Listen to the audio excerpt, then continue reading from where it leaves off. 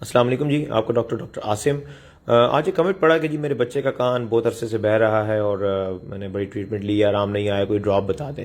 तो आराम कैसे आएगा? जब तक याद रखें डायग्नोज नहीं होगा प्रॉपर कि मसला है क्या कान के साथ, उस वक्त तक कोई भी ड्रॉप इस तरह असर नहीं करता और कभी पूछना भी नहीं चाहिए।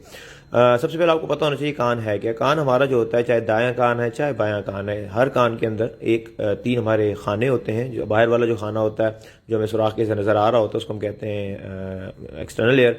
जो बीच में फिर दरमियान में एक डब्बा आ जाता है, उसको हम मिडल एयर कहते हैं, और फिर एक अंदर की तरफ आ जाता है, उसको हम इनर एयर कहते हैं। पस के निकलने की जो वजूहत होती हैं वो ज़्यादातर जो है वो दो हिस्सों में होती हैं, या तो एक्सटर्नल एयर में होती हैं या इंटरनल में। अगर एक्सटर्नल में उसको हम ओटाइटिस एक्सटर्ना कहते हैं, और अगर अंदर की जाने पे तो उसको हम ओटाइटिस मीडिया कहते हैं। ठीक है, ओटाइटिस का मतलब स्वेलिंग इन द एयर या इन्फ्लेमेशन इन द एयर।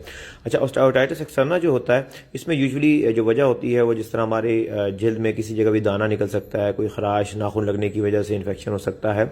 इसी तरह हमारे कान के अंदर भी एक जल्द है, जा रही है एक्सटर्नल एयर में, और वहां पर भी जो है ये सारा इन्फेक्शन ग्रो कर सकता है और हो सकता है। बट ओटाइटिस एक्सटर्ना कभी भी ज़्यादा लंबा अरसा नहीं चल सकता, बिकॉज बहुत तकलीफ देह होता है। इसकी फ़ौरन ट्रीटमेंट लोग लेते हैं और ट्रीट हो भी जाता है। जो ज़्यादा लंबा अरसा चलने वाला मसला होता है वो होता है हमारे मिडल एयर के साथ, जिसको हम कहते हैं ओटाइटिस मीडिया।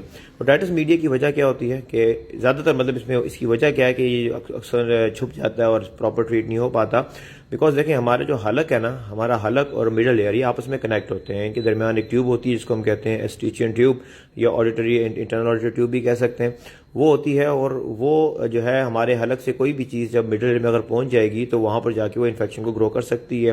बाज़ दफ़ा इस तरह होता है कि नज़ला जुकाम है, टॉन्सिल्स का मसला है, गला खराब हो गया, फेरेंजाइटिस को हम कहते हैं, तो वो इन्फेक्शन भी ग्रो करके जो है वो हमारे मिडल एयर में चला जाता है और ओटाइटिस मीडिया क्रिएट कर देता है। बच्चों में कॉमन इसलिए होता है कि बच्चों की ये जो ट्यूब है, जो नाली है जो हलक को मिला रही है मिडल एयर से, ये थोड़ी सीधी होती है, तो उनमें ये इन्फेक्शन वहाँ तक पहुँचने के चांसेस ज़्यादा होते हैं। एक और वजह, जब बच्चे को माँ दूध पिलाती हैं, तो अगर बच्चे की पोजीशन ठीक नहीं होगी तो अक्सर वो दूध जो है वो मिडल एयर में उस नाली के ज़रिए हलक से मिडल एयर में चला जाता है और वहाँ पड़े पड़े वो इन्फेक्शन की सूरत अख्तियार कर लेता है। तो ये एक वजह बनती है।